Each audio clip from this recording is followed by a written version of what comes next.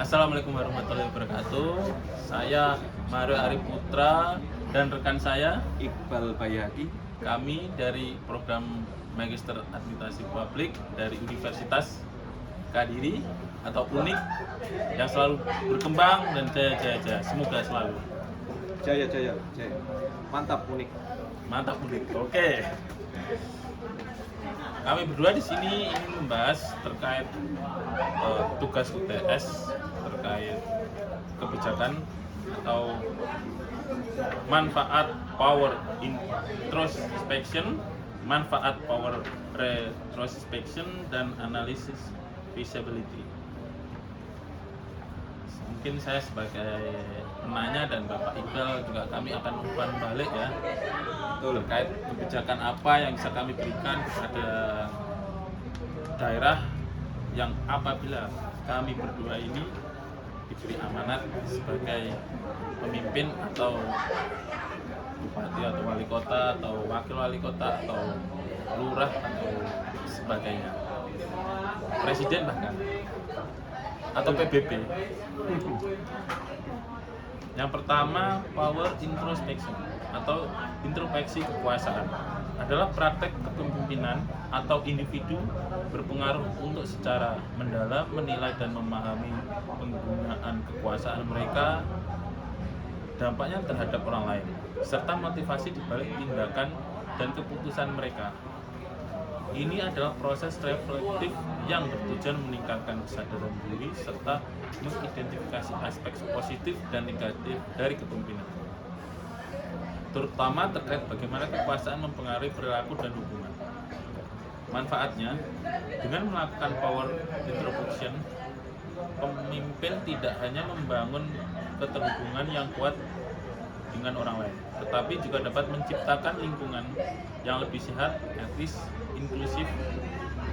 Mereka menjadi lebih terbuka untuk belajar, fleksibel terhadap umpan balik, dan cenderung tidak menyalahgunakan kekuasaan. Menurut Mas Iqbal, bagaimana power atau introspeksi kekuasaan? Menurut Mas Iqbal ini bagaimana? Kalau dari pandangan saya terkait power introspection, di sini memiliki arti tentang merujuk pada kesadaran diri dari seorang pemimpin, bagaimana pemimpin memaksimalkan kekuatan dalam internal dirinya. Nah, itu bisa dianalisis ketika pemimpin itu melakukan perencanaan sebuah kebijakan, setidaknya mulai langkah dari awal beliau bisa mengenali potensi kekuatan yang ada di daerah ya, yang dimiliki baik secara individu maupun organisasi. Nah, ini mengarah pada pengambilan keputusan pada kebijakan yang efektif. Ya. Seperti apa contohnya? Seperti apa kebijakan yang efektif? Misalnya Mas Iqbal bagaimana? Misalnya yang saya ketahui, mungkin di pemerintah daerah, di bagian pemerintahan, pemimpin dapat melakukan sebuah kebijakan. Ini konteksnya terkait kerjasama ya, Kerjasama antar daerah berarti? antar daerah atau kerjasama ada Dengan swasta ada atau beberapa jenis ya, kerjasama antar daerah, kerjasama dengan pihak ketiga, maupun kerjasama KPBU, kerjasama pemerintah dengan badan usaha. Dan kerjasama dalam daerah ini bisa bisa disiasati dengan cara MOU, ya saling saling mendukung lah istilahnya antar daerah sekitar untuk menciptakan suasana yang kondusif dan menciptakan iklim pemerintahan yang good government dan good governance, kurang lebih seperti itu. Kebijakan apa yang bisa diambil ya sama KPBU itu? Contohnya idealnya badan usaha seperti apa menurut Mas Ito? Kalau- Atau bagaimana baiknya antar dua belah pihak ini? Kalau KPBU bisa kita ambil contoh seperti pembangunan bandara ya, Pak ya.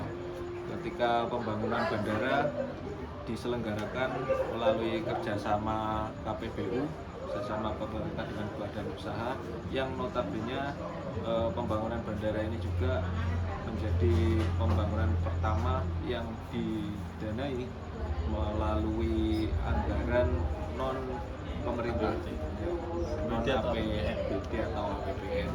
Full 100% dari swasta ya? Full 100% dari swasta. Ini sebuah tantangan dan alhamdulillahnya Doakan lah. sudah terselenggara. Ya, benar.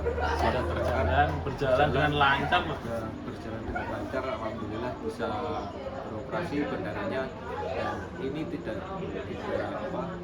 jauh berkaitan dengan strategi dari seorang pemimpin, bagaimana pemimpin tersebut bisa memaksimalkan potensi dalam diri seperti teori pada power introspection itu tadi, dan untuk menggerakkan kemampuan yang ada, dan juga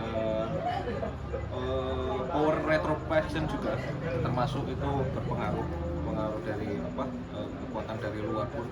Pada prinsipnya sebuah kebijakan tidak bisa disimpulkan satu orang yang menjadi superhero, tapi sebuah super tim yang dapat menyelenggarakan sebuah kebijakan yang sangat efektif sesuai dengan persoalan pada yang mata kuliah UTS kita ini. Bagaimana menurut Pak Mario? Menurut Pak Mario, apakah ada pandangan lain mungkin terkait power introspection, power retrospection, ataupun feasibility? Ya, menurut saya untuk power Retrospection. menurut saya ini kan bisa meninjau kembali kan maksudnya. Iya. Seperti contohnya kita ingin membuat sebuah bangunan atau gor, kita bisa disebut gor. Kita pasti akan membuat master plan. Itu dikaji dahulu sebelum kita melakukan tindakan. Setelah dibuat master plan, kita ada lagi kajian. Namanya kajian studi kelayakan. Setelah kita bangun, walaupun gor ini sudah ada master plan-nya ya, sudah di plot desain A, B, C, D sampai kawasan A, B, C, dan D dan lainnya, itu kita harus tetap melakukan studi kelayakan. Jadi tidak sampai salah langkah yang harusnya kita bangun kawasan perumahan, persampahan, kawasan pemukiman, kawasan ekonomi. Kebijakan dari pimpinan mengambil langkah untuk melakukan studi kelayakan, Ya, studi kelayakan supaya kebijakan terselenggara dengan efektif dan berpengaruh. efektif. Jadi apa yang kita tuju itu sesuai lah apa yang kita inginkan dan masyarakat. Mungkin Seperti contohnya seperti pembangunan pejalan kaki di banyak di Itu kota contoh lain ya? Iya, contoh lain itu pejalan kaki di jalan-jalan besar seperti di kota-kota itu banyak yang masih belum melihat sisi dari disabilitas. Mohon maaf, tidak bisa melihat. Itu kan banyak yang pejalan kakinya masih belum ada sarana seperti itu kan. Kita kan bisa, kalau ada studi kajian, kita bisa mengetahui lah seperti indeks kota layak huni. Seperti kita tahu apa sih kekurangan dari salah satu kota, kita bisa maksimalkan dari kajian-kajian seperti itu. itu merupakan langkah yang efektif bagi pemimpin ketika sebelum mengambil kebijakan Kelayakan apa yang kita uji kelayakan ya. seperti kan sehingga tidak sia-sia anggaran yang dikeluarkan. feasibility kelayakan apa sih yang harus kita lakukan seperti itu. Ya, mungkin beberapa contoh itu tadi sedikit saya mendapatkan terkait kerjasama ya. Terkait kerjasama ada lagi yang terkait pihak ketiga. Karena pemerintah dengan pihak ketiga mungkin yang belum saya sebutkan, ada contoh pemerintah daerah ini mengambil kebijakan untuk kerjasama dengan pihak Sampurna Foundation untuk melakukan pembinaan penyelenggaraan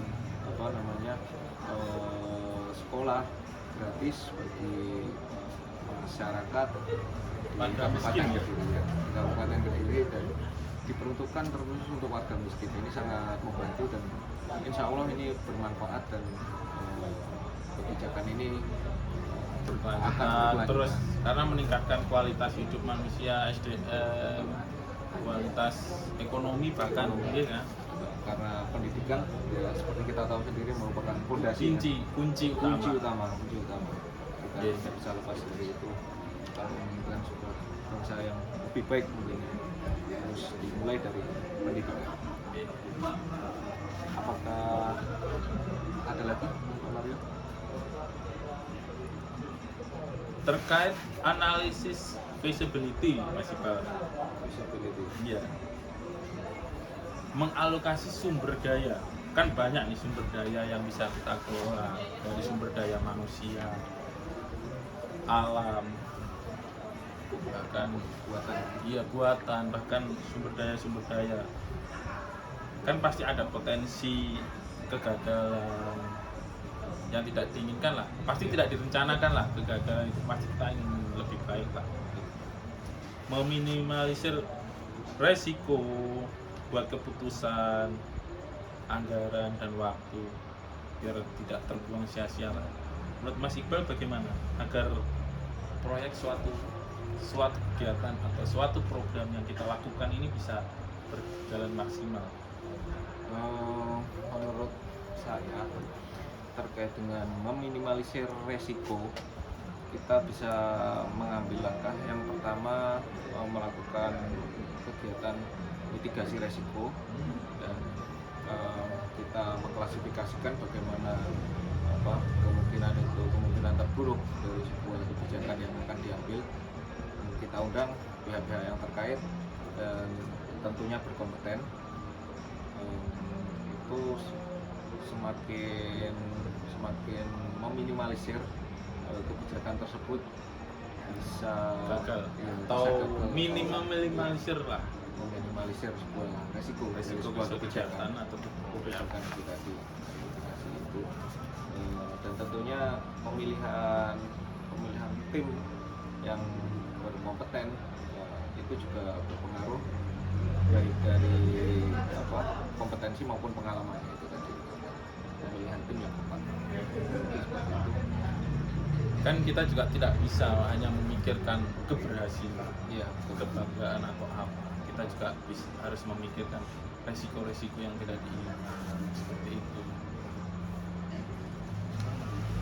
Mungkin apa yang kalau kita seperti contohnya tadi bandara, kalau kita tidak memaksimalkan betul hal yang semua mitigasi resiko yang dilakukan, pasti ada membangun kita pasti buang-buang uang, tenaga. Betul, tentunya sangat tidak efektif dan efisien dari sisi anggaran juga, menjadi pemborosan dan merugikan itu tadi. Walaupun itu dibangun swasta ya. Bangun swasta itu sebuah kegiatan yang besar untuk pembangunan daerah, dan mitigasi resiko menjadi sangat penting dalam pengambilan kebijakan yang efektif itu tadi. Dan tidak kalah penting itu tadi, kembali lagi ke tim yang solid. Kita harus pilih. Punya tim yang harus solid. mau belajar terus. Belajar. Walaupun gimana, pegawai ini memang tidak semua lah bisa di suatu bidang yang ahli ataupun yang mau belajar, mau terus berusaha, mendengarkan, bahkan studi seperti itu bisa sangat membantu gitu. Sekali. mengenai power introspection. Mungkin dari apa lingkungan dekat Pak Mario mungkin ada apa ya, ada contoh yang bisa diambil dari power introspection ini yang secara simple mungkin bagaimana lebih kita langsung mendengar aspirasi masyarakat. jemput bola ya. Jemput bola seperti contohnya kita lakukan pendekatan kepada masyarakat, apa sih keluhan yang terjadi di suatu daerah itu, contohnya keluhan kesehatan atau pendidikan atau pekerjaan seperti itu, kita langsung tanyakan kepada mereka. Kita ambil sampel dari 100 orang lah, ada ratusan ribu orang di satu daerah. 100 ribu kan kecil sebenarnya, berapa persennya kan, kita ambil 100, bisa kita identifikasi seperti itu.